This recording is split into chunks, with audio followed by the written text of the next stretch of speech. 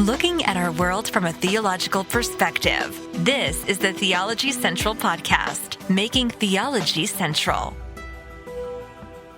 Good evening, everyone. It is Friday, August the 4th, 2023. It is currently 10:07 p.m. Why was I going to say a.m.? I don't even know what time it is. Good evening, everyone. It is Friday, August the 4th, 2023. It is currently 10:07 p.m. Central Time, and I'm coming to you live from the Theology Central Studio located right here in Abilene, Texas. Now, every single day, I'm always checking different websites, checking different things, and every single day I have to make a choice, right? Look, here's an article about this. Oh, look, here, everyone's debating this, or here's the controversy today that's showing up on Christian websites and Christian social media, and everyone's arguing. Okay, do I cover that? Do I turn on the microphone and talk about it? Whether it's 10:07 p.m. or 10:07 a.m., whatever time it may be, do I talk about it? And a lot of times, I'm just going to be honest with you, I may save it on my iPad to my notes, saying, okay, we'll talk about that at some point. But look, this is just the reality of life. This is just the way the world works in 2023, and it's worked this way for a very long time. Many of these controversies, many of these things that people are all up in arms about, it only lasts for a couple of hours, right? Maybe 12 hours, maybe make it 24 if you're lucky. I mean, if it's really crazy, maybe 48 hours. And then everyone just moves on to the next thing they're upset about, the next controversy, the next news story, the next video clip, whatever the issue is, the next Twitter post or X post, whatever Twitter's calling itself today, whatever the issue is. And then everyone just moves on. So you can either, as a Christian podcaster, I can sit here and just keep looking, watching. Oh, that's the issue now. Boom, let's go live. Today we're going to be talking about why everyone's upset with the Barbie movie and they're burning Barbie dolls. And Barbie is okay, wait. What's next? Oh, the Grammys. Sam Smith and Kim Petras. Oh, they did Unholy. It's the end of the world. Okay, that's over. Okay, wait, what's next? Okay. Now we're upset about something dealing with the LGBTQ world. Oh, wait. There was some teenage preacher who was preaching at a park where there was a supposedly drag show or something going on, and he got arrested, and this is Christian persecution, and everyone should be upset. Okay. Oh, wait, what's next? Oh, wait. Trump got indicted. Oh, how dare they go after Trump? This is a crime of the century. And then Christians are supposed to be upset about that. I mean, every day it's something. Every day there's a new controversy, and it just goes from day after day after day. So I'm always sitting here going, okay, so what do I do? Do I talk about it? Now, you will probably notice that most of the time, I don't really follow that kind of, what's trending. I don't really do a lot of responding to what's trending. Every once in a while, we will talk about something. But I try to be careful with that. For a couple of reasons. If I do that, then it kind of becomes expected, right? So then I've got to sit here around the clock. Basically, you become, and I've been through this before. A long time ago when I did a podcast that basically tried to focus in on what was happening in the world from a Christian perspective. Now it may be my own mind, my own obsessive compulsive mentality, my own issues, but basically I started kind of perceiving that I need to be basically like a 24-hour a day, 7-day a week podcast talking about everything going on in the world, and I must be up to date on it, and I must try to offer a biblical and theological perspective, and I must be, I got to address this. I got to address this. And literally, it just utterly consumed me, was detrimental to me spiritually. And it had massive negative consequences. I don't blame anyone else. It was my own fault. I didn't handle the situation correctly. And I've learned my lesson. So this time around, I've tried to be very careful with that, right? Try to be very careful. But it's so tempting because if you can be, like if you were to look at a graph, right? The controversy, it starts down here at the bottom of the graph. It starts kind of bubbling up. It starts building. If you can get in on it right there, you catch it early, you catch it fast, and you create a podcast with whatever this issue is in the title. once it starts once on the graph, it starts going up, up, up, up, up, up, up, and everyone's talking about it, more searches are occurring about it, everyone's posting about it, you'll be right there in the conversation, and there's a high probability people will find your content because that's the hot topic of the moment. Right. And then you can possibly even pull out a follow-up episode, and you could possibly get some serious downloads by following that. But in a roundabout way, first you got to ask yourself, what are you really contributing to the noise? Because in many cases, all you're doing is just adding more noise, adding more fuel to the fire. And really the only people benefit, I don't know if the people listening to you actually even benefit. You benefit because now your podcast episodes, numbers just blew up, and now, possibly you could even go viral, and you could be on the way to, success. But I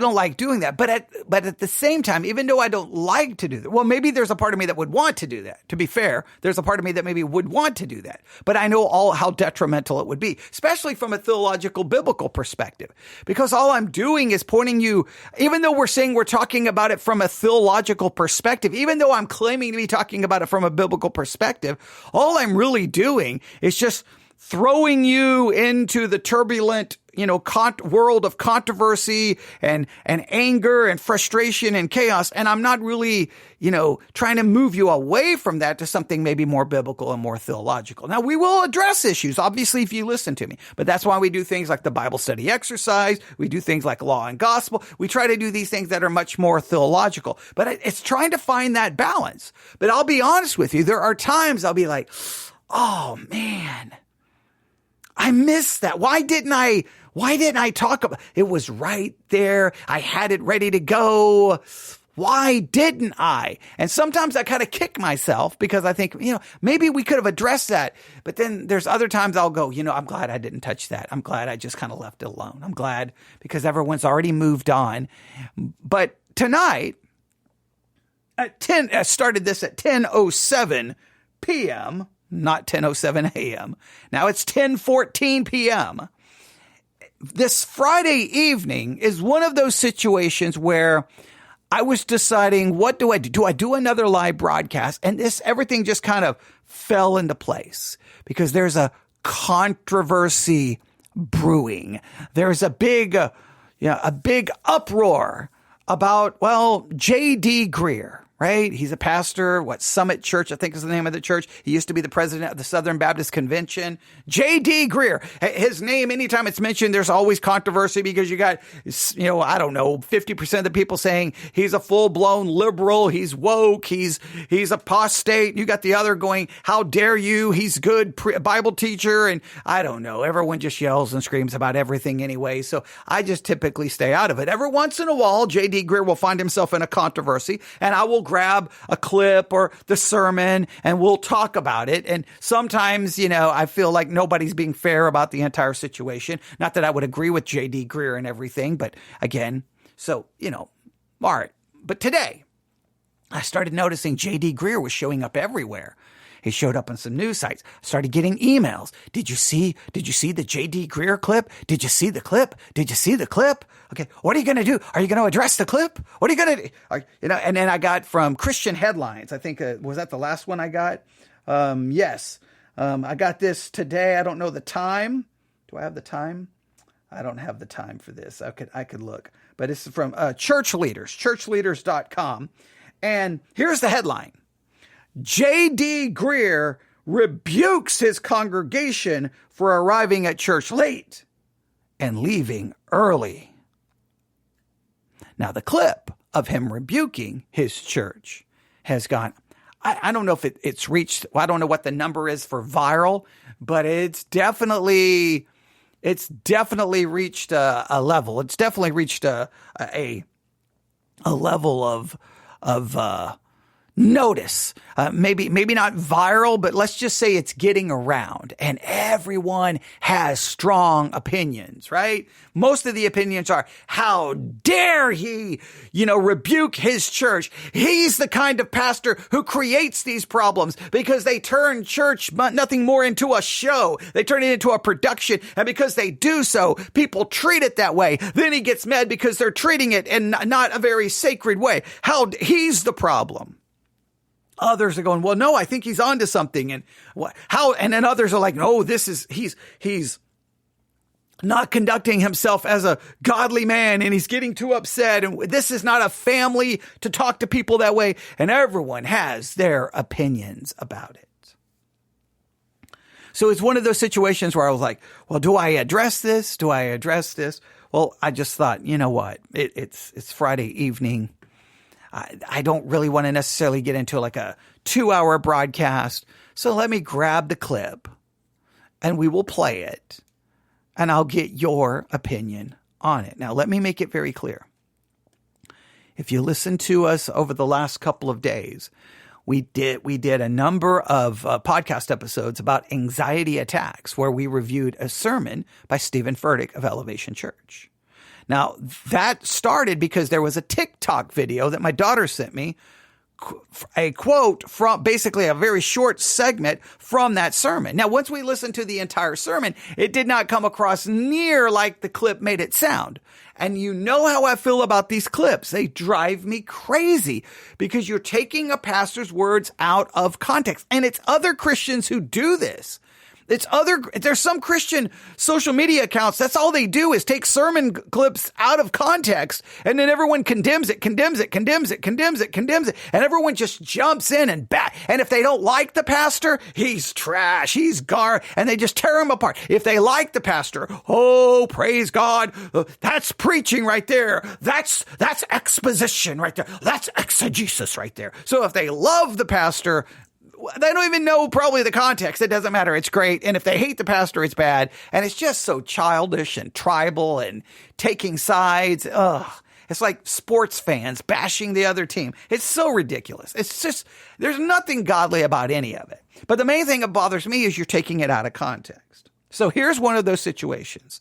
We're going to play the clip because this is the clip going around. Not tonight, but soon. I think I found the whole sermon. You can help me find the entire sermon. I got the name of it.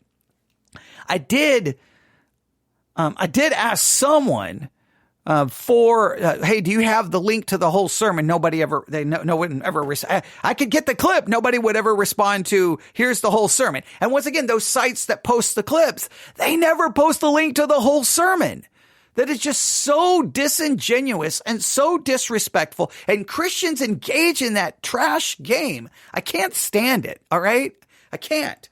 But so what we're going to do here is we're going to play the clip, right? To kind of to play the game that I hate.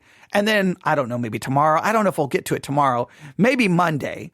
What we'll do is then we'll review the whole sermon. Right. And then you can contrast the two, just like we did with Stephen Furtick. We played the clip, but then we reviewed the entire sermon because I don't care whether I agree with I don't care who the person is. I don't care. Christian, non-Christian, they deserve to be heard. And we don't take words out of context. You don't misrepresent. You don't bear false witness. That's just like basic Christian morality 101, right? Don't bear false witness. Treat people with respect. Treat people the way you would want to be treated. So I'm going to play this, and then you can draw your own conclusions. I'll make a couple of comments. I'm going to read the article here. I'm not going to, when they start quoting the video, I'll stop and then play it. I think it's not very long, 26 seconds. See, once again, what is that? Like, you're going to judge someone because of a 26-second clip? What is the deal with Christians just judge, condemn. It's like we've got a disease where we just got to be, we're just as much as bullies and jerks as the world. We don't show love. We don't show compassion. We don't show mercy. The whole thing is just, it's sickening. There's no other way around it. But here we go. Here's the story, or here's how this reads. So J.D. Grear rebukes his congregation for arriving at church late and leaving early. J.D. Grear, the lead pastor of the Summit Church in Durham, North Carolina, and former president of the Southern Baptist Convention, went viral this week. So they are claiming it went viral. I didn't know if we could use that term, but it says it went viral. All right. After a clip from his sermon titled, now here's the name of the sermon, People Who Don't Belong in Church. People who don't belong in church.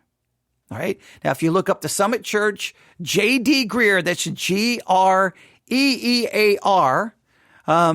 and you can probably find the sermon, People Who Don't Belong in Church. People Who Don't Belong in Church. I think he's doing a series in the book of James, I believe. All right. And this video flooded social media. Now, here we go. When it says the sermon, let's make it very clear. The sermon did not flood social media. About a 26-second clip from the sermon. I think the sermon is 44 minutes long. I think the sermon is 44 to 45 minutes long. So can you imagine? You talk for 45 minutes. Fellow Christians take 26 seconds of your 45-minute sermon, 26 seconds, something along those lines, even if it's 30 seconds, even if it's 35 seconds. And then everyone starts attacking you and bashing you and judging you. There's nothing godly about that behavior. It just isn't right. In the clip, Grear can be seen scolding the megachurch of more than 10,000 weekly attenders across 12 campuses. Now, let's stop right here before we play this.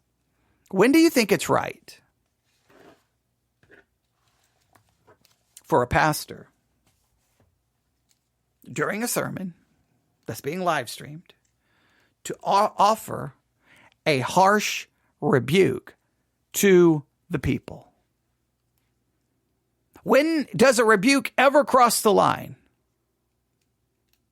Now, if it's from Scripture and you're preaching Scripture, you're like, this is a sin. Okay, but I'm talking, you're rebuking your people specifically for specific things that they are doing that you don't like, that bothers you. Is that ever right? Now, I know there are times some people offer some serious scolding rebukes, harsh rebukes, and sometimes social media loves it, right? Is that Paul Washer?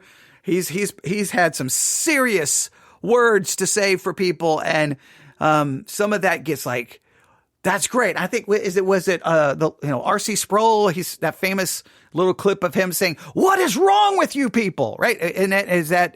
I think that was R.C. Sproul. So there's a couple of times where preachers almost get applauded for how powerful they were and strong and how bold and how they would not compromise. And then there's other times pastors get absolutely ripped into shreds because of that. The famous clip of Mark Driscoll screaming, "How dare you!" And look at him. He's a bully. He's out of control. So sometimes I don't know exactly so when is it right? When is it wrong? A lot of times, you know what determines if it's right and if it's wrong? If the pastor's on your team. If he's wearing your gang colors, right? If he's repping your gang, then it's all good. And isn't it weird how Christians are so tribal? If it's your favorite pastor, hey, that's good. And now if it's not, no, oh man, what is he doing? That's horrible. That's ungodly. But when do you think? When do you think it's... Now, should a pastor then say, hey, guys, look. When the sermon is over today, we're going to stop the live stream, and I need all the members to stick around. The visitors can leave, and then we just got to have a little family meeting really quick, right? And then the visitors leave, and then you go, guys, what in the world are you doing? This is starting to get out of control. You got to stop this. I'm sick of it. I'm tired of it. Now, maybe that works a little bit better, right? When is that appropriate time? Well, let's hear what he did. He's obviously supposedly is accused of scolding these people, rebuking these people. And again, everyone has strong opinions about this clip. We're going to review the entire sermon again, possibly Monday, because those sermon reviews take for hours to work through. But let's at least tonight, if this is viral, this is one of the situations we can just kind of be a part of the discussion. Not that we're going to add anything major to it. Again, what I would anyone who sees this anywhere online, I'm first of all, I'm rebuking this practice of ripping these segments out of context. I'm just doing this to establish the clip that's going around so that everyone will form an opinion. And then later we'll come in and review the entire sermon. And it's amazing how sometimes the context changes everything. So, but before we have the context, let's look at what everyone's reacting to. What the big controversy is today. And it seems to be J.D. Grear saying some pretty harsh things to his congregation. Here we go.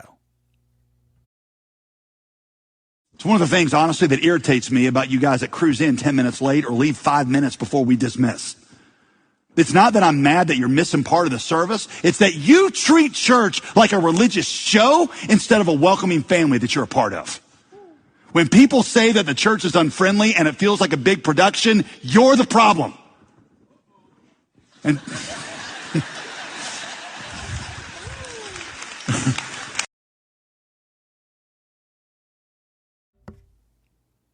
that's it. That's it, ladies and gentlemen. Now, he does seem bothered. He does seem bothered.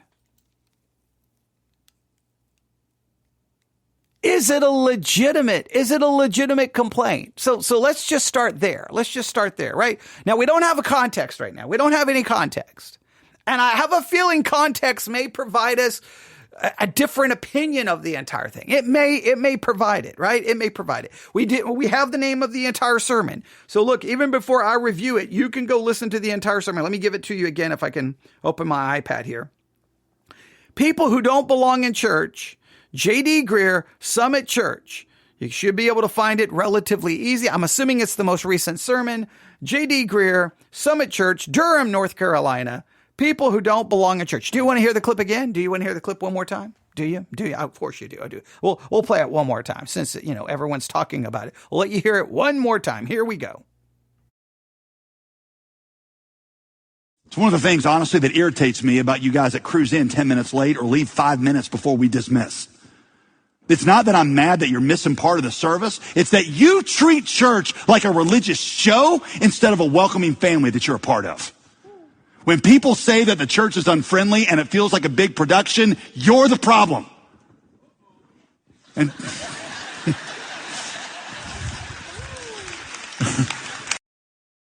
now he does get some applause. So now I don't know if they're applauding because they're uncomfortable. What do? Okay, Pastor. Yay. Can we move on? Because it's extremely uncomfortable right now. But let's ask a question. All right, here we go. Let's just go with what we know. We'll go with what we know. All right. We're not going to try to, pretend that we know everything. And that's why we're going to review the whole sermon at a later time. I don't know how quickly he comes into this and goes out of it. It may be so insignificant. The fact that people clipped it down to 26 seconds bothers me to no end, but that's okay. That's what we're dealing with. That's what's all over the place. I've seen it all over the place. Here we go. Here's the question. All right. You ready? Here's the question. Is it okay? First, let's start from the pew perspective. Let's ask the people in the pew. You, Mr. Church Member, Mrs. Church Member. Is it? Now, I'm not talking about visitors. Not talking about lost people, but church members. Is it okay to come walking in late? Is it okay to come walking in late? Is it okay to get up and leave early? You want to beat the traffic. Now, if you're going to a church where there's thousands and thousands of people in the parking lot, you may want to get out of Dodge. You may say, I don't want to sit in the parking lot and get to the Golden Corral, or Cracker Barrel, and I have to. There's too many people there. I don't want to get to the buffet. I don't want to get to the restaurant, and there's a million people there. Is it okay? Is it okay to come waltzing into church late or leaving early? Is that right or is that wrong? Is that just bad etiquette? Now, usually in a church that big, if you come walking in late, does it really impact anything? I'm assuming you come walking in the back. There's 5,000. I mean, there's 10,000 people who attend that church over, I don't know how many campuses. I don't know what it breaks down per campus, but 10,000 people attend weekly. If someone slips into the back, it must be an extremely large number for him to sound that bothered. But the question is it okay? Now, obviously, it can happen anytime because you're running late, you have kids. There can be a million reasons that causes you to run late that would be legitimate, right? But just say on a regular, consistent basis. What? Now, the question is, though, if you say it's wrong for someone to show up late, well, then you're telling people if you're running late, don't bother coming.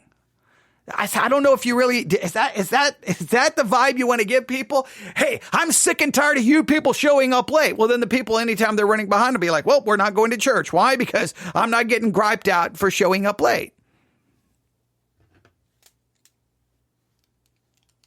See, that was a hard one, right? Now, look, so from the pew perspective, do you think it's wrong? I think most people in the pew think, you know what, get over it. If I'm running behind, I'm running behind. I'm going to show up when I show up. And if I need to leave, I'm going to leave. And if I want to leave, I'm going to leave. Who are you to tell me when I can and can't come? I think most people from the pew probably look at it like, dude, back off. Now, from the pulpit perspective, it can be maddening. It can be, right?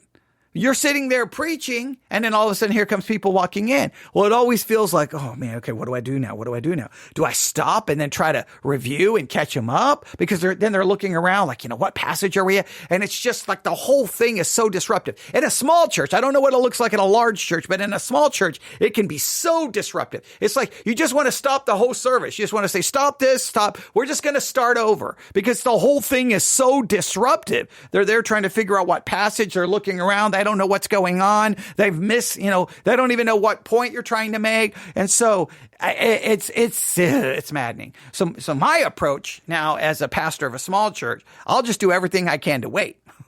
Just like, I'm just going to wait till everybody shows up. I'm just going to wait. Now, that's unfair to the people who get there on time because they're sitting there waiting. But at the same time, to me, trying to start on time, all it's going to do is have people walking in late, and then it's going to disrupt the entire flow of the service. And then you got people listening online, and then they're like, well, why is he backing up and repeating? That hurts everyone. So that's we could have a long discussion about the mentality of people who run late. We could have a long discussion. I've often said, I think it's a form of narcissism because people who run late seems to think that the whole world revolves around them and that everyone has to wait on them. And it's like, that's just so not, it can't be about you. You should think about other people, how your actions impact other people. You could have a discussion about that. So from the pulpit, it can be maddening, right? Because you're trying to preach and you're like, what's happening here? And especially in a big church, if it's a lot of people, you're kind of like, and then when you get ready to start, you're like, well, we're missing 50% of the people. What's going on? Or even in a small church, it can be frustrating. Now, I've never had people get up and leave unless they have to go. Like they have to I got to go to work or I have to go here. And they usually tell me before. And so that's not really disruptive. That's no big deal. They get up and walk out. No big deal. I don't know what he's dealing with. From the pulpit, what's maybe considered no big deal to the people in the pew, it can have profound impact on the person speaking. Sometimes people who don't do public speaking don't get how your actions can be so maddening and disrupting to the person in the pulpit, right? See, this is one of those things where people don't sometimes understand how their action impacts someone else. And this is where I think what we have to try to figure out here, especially within the church, this is one of those things that we're supposed to not just be thinking about ourselves. We're supposed to be thinking how our actions can impact others.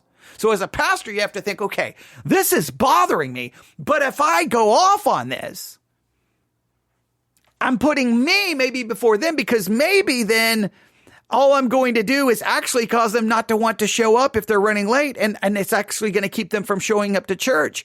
Well, maybe they show up late, but they still could get something from it. And maybe people who then need to leave early are going to be afraid to show up because they're afraid if they have to leave early, they can't. So then they won't just show up. All you're doing, I think, is hurting yourself. You got to sometimes set aside your own personal feelings and go, this is only going to be detrimental to the people, and which will ultimately be detrimental to you. And it's hard sometimes to see that other perspective. And the other people may feel like, look, if I can be here, I'll be here. Look, this isn't school. You're not taking attendance. This is not, just leave me alone. And you got to understand that. Now, from the other side, the people in the pew may want to realize how your actions impact other people, how you could be delaying the start of a service, how you could be impacting the pastor.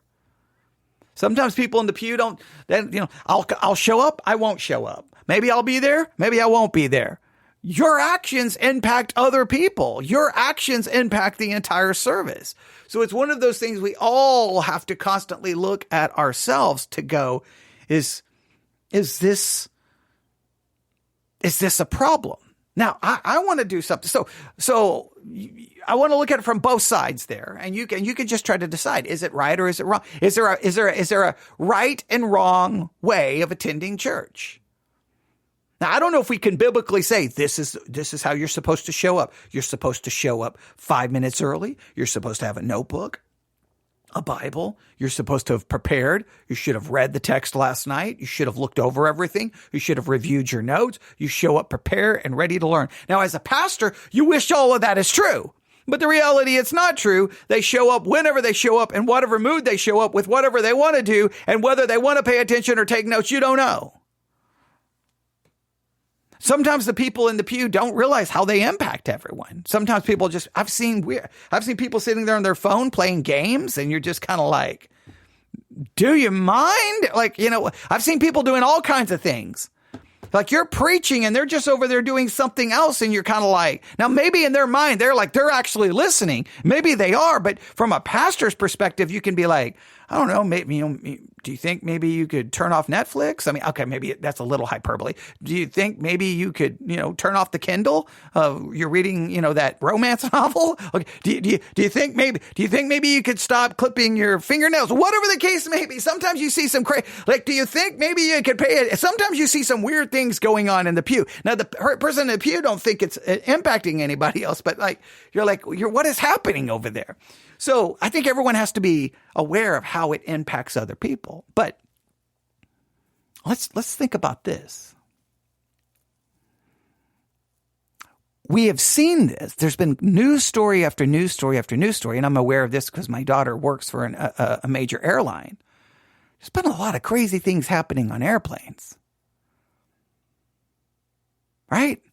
Just a complete breakdown in normal etiquette. People putting their feet, doing this, just out of control behavior on airplanes. That's created major problems. People have to be arrested, yelling and screaming at one another. I was just seeing a video just the other day. Crazy stuff. It makes you want to think, I don't know if I ever want to get on an airplane, because it's just crazy stuff. Do you think that the church, because the church, no matter how much we want to pretend, the church always follows culture. The church is always more influenced by culture than the church is influencing the culture. It's just a fact. It happens over and over and over. It was going on in the church of Corinth. It's always happening. The people in the church lives in the world, and they're impacted by the world in which they live. So their mentality changes, right? They show up to church, and next thing you know, there used to be a time that everybody would be paying attention, right? They didn't have these devices. They had a Bible and a notebook, right? Now things have changed. They're influenced by culture, so they're sitting there doing whatever and maybe not even paying attention. All right, that's being influenced by the culture. Do you think that there's kind of a breakdown in general when it comes to etiquette and it comes to respecting others? Do you think there's a breakdown of respect and etiquette in society in general, And that's now starting to show up in the church. And I don't know what's going on with J.D. Grear. I don't know why he's that bothered there. He's bothered. Probably something has been going on. Look, you've been a pastor for any length of time. There's sometimes you just reach a breaking point. You just like, I am so sick and tired of this. Why am I even what is even the point? Like sometimes you just want to just throw everything and say, you get up here and preach and I'll sit there and I'll decide whether I'm going to pay attention, whether I'm going to answer a question, not answer a question. And I won't even tell you if I'm going to show up or not show up. Like there's sometimes I want to just say I've had it, and I have a great situation compared to most pastors. Do you think the church is slowly but surely being impacted here by how people are behaving in the pew? Now, we know church attendance has dropped dramatically. We know to get people to show up to Sunday school, Sunday morning, Sunday night, and Wednesday, man, I hate to say it, but I feel like that ship has sailed. That ship took off sailing, hit an iceberg, and sunk. I don't know if you're ever going to get back to getting everyone to show up for all of that. I think it's like a lost cause. It's almost like, okay, look, guys, can we have a meeting? Do you think we could all show up to this one service? Do you think we could all show up to this one service? And just say, I'm just going to give you one service a week. Now, some people are like, well, that's compromise. And you need to be preaching the word of God Sunday school, Sunday morning, Sunday night, and Wednesday. Yeah, but if people aren't showing up, then maybe you just say, I'm just going to give you one service and this is it. And I'm not even going to live stream it. This is your only opportunity, right? What do you do? I don't know. So I think pastors are struggling with a lot of this, but I think I'm just curious. I don't know J.D. Grear's situation. So what I'm just doing is taking this, what appears to be a problem, and extrapolating from it some just possible concepts and things to think about. Is it wrong for people to just show up on time or leave early? I don't know if we can say that's wrong, because I would rather them be late than not be there. Or would you like them to be on time? Yeah. But I guarantee it doesn't impact the start time for a big church. I know that much. Does it disrupt everything? It depends on how the people come walking in and how many. It could be a problem. Leaving early, to me, that's not that too distracting. Now, if like 50% of the people get up and walk out and you're not done, that could be massively distracting. I don't know how bad the problem is. I'm assuming if he's addressing it, it's pretty bad. But so I don't know if we can say it's wrong or right. So you can give me your opinions on that. What is that? But do you think that this is more of a societal issue creeping into the church? Is people's etiquette in church has their behavior changed dramatically? Their attitude about showing up, their attitude about the attention they're giving to it. Do you think that there's just a general bad attitude or not a bad attitude, because they wouldn't perceive it as a bad attitude, a different attitude in the church? Do you think that there has been a major shift? There's been a lot of talk about this as far as culture is concerned, how people are acting in restaurants and drive-through window. I've seen news article after news article that there's what is happening to everyone. They don't know how to act right. They don't have to treat people right. I just know this, that the way it's supposed to work in a church is that everyone in the church is trying to think about everyone else and putting them above themselves. And I feel that has been an epidemic. There's been a problem. I believe there's a problem there that's been an epidemic in the church for a very long time. People are selfish.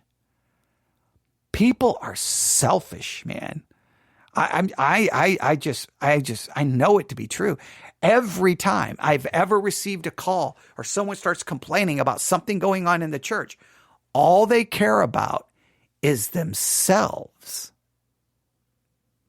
They don't like you do this. They don't like you do this. You do this. You do that. They don't like this. They don't like that. They want you to change this. They want you to change that. And they don't like it. And almost in every situation, I'll ask the question, well, what if I change everything to make you happy? What about and they immediately say, I'm not asking you to change anything. I'm not telling you what to do. They always get defensive and then they leave.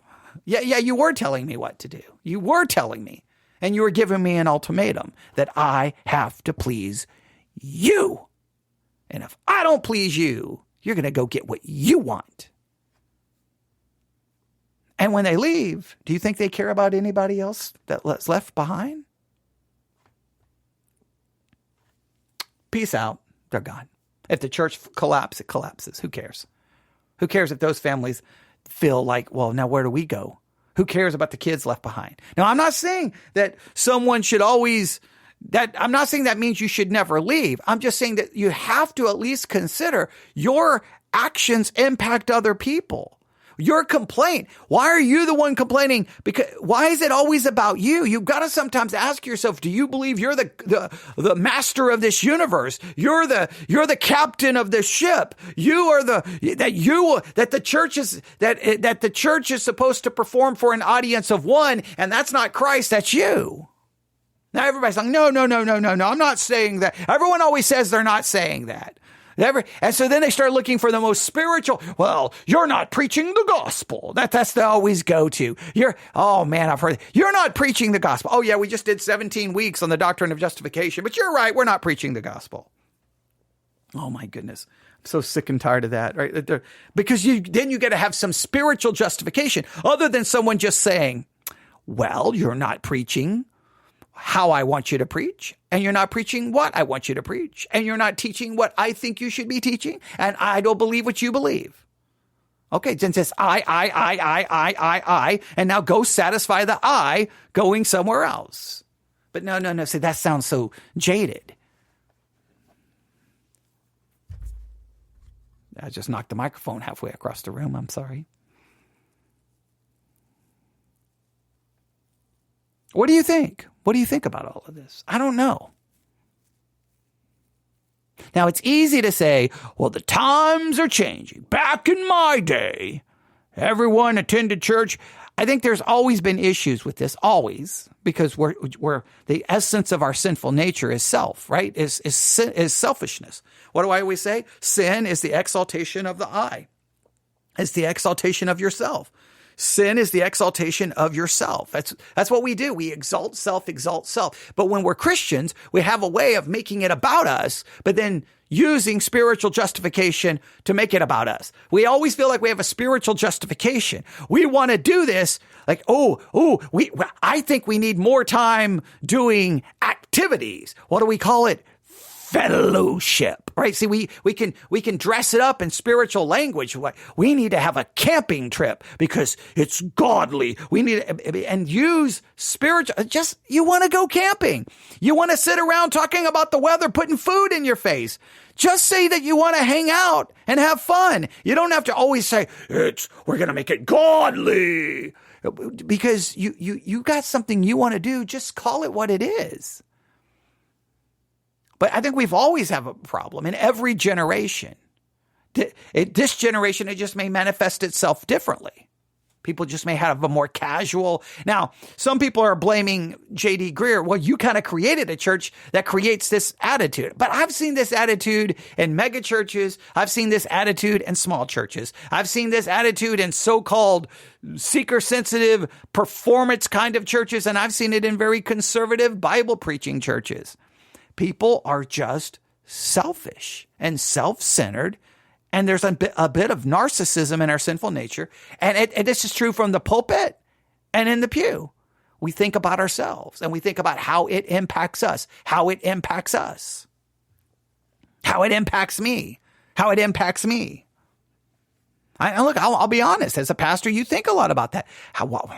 Okay, well, now what do I do? Okay, now what do I go? Oh man, I got to change this. And it's about me. Now I could try to clean it up, and I could dress it up in a robe of self-righteousness going, how dare you not care about the word of God? How dare you forsake the fellowship of the believers? And I could sound all pious, but in many cases, it's just because it impacts me. Oh, come on. Don't act so sanctimonious. We all do that to some level. We always use spirituality in many cases as a weapon and as a way to get what we want. And that happens all the time. So as a pastor, I got to be careful. I can come in with guns blazing. Forsake not the assembly. You're supposed to be here. I can do that. But am I doing that for the right reason or the wrong reason? Now, if I get to hear, if I'm in Hebrew, now I think we've got to take that Hebrews passage and put it in its historical context. And there's a lot more we could say there, but still, I think there's a time and there's a place to address it. And I think there's a time and a place for direct, blunt rebuke. I just don't know if going after people for being late and leaving early is the right way to go about it. I don't know, but we haven't heard the whole clip. So I'm not going to pass any judgment on J.D. Grear. I'm just going to leave it with you. Do you think it's right? Or do you think it's wrong in how people show up late and leave early? Do you think there's a right way of conducting yourself in church and there's a wrong way?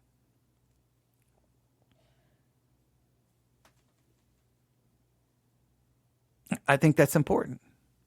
Do you think there's a right way? Do you think there's a wrong way? Do you think the church is following the culture and that we've lost some etiquette? We've lost some behavior? And do you think that the problem has always been and always will be that we're just self-centered and we only think about ourselves? And it's hard in the church to not, it's hard from the person in the pulpit to think how the people in the pew are thinking and how they're feeling. And the people in the pew sometimes forget to think about how the person in the pulpit is feeling and how their actions can have dramatic impact on the person in the pulpit. I don't know, but there's the clip. Everyone's talking about it. Everyone has their opinions. We'll try to review the entire sermon on Monday. I would challenge you, and hopefully someone will remind me that I need to review the entire sermon because I know I'm going to forget by Monday. Okay, but I'm going to try to remember. But hopefully, if I don't get to it, you'll go listen to it. You need to go listen to the whole thing. Before we pass any judgment on J.D. Grear, I just wanted to take some of these concepts out of it and then address the concepts apart from J.D. Grear, right? Because I don't have the whole context. But we can talk about, so is it right or wrong to show up? Like we can talk about that, right? I think that's fair to say. Is it right and wrong for when is a pastor can rebuke or not rebuke? How should we do that? Do you think the church is that there's some behavior creeping into the church that's now much more prevalent in society? And do you think that there's a lack of people focusing on other people and being selfish?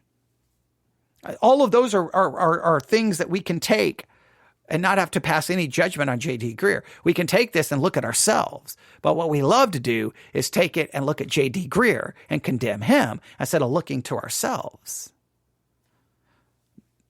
I just will remind you of this. Whenever anything's going on, before you pass judgment of others, look in a mirror. Before you look out the window and be a Karen, worried about getting in everybody else's business, maybe take the situation and look to yourself. I think we have to look to ourselves.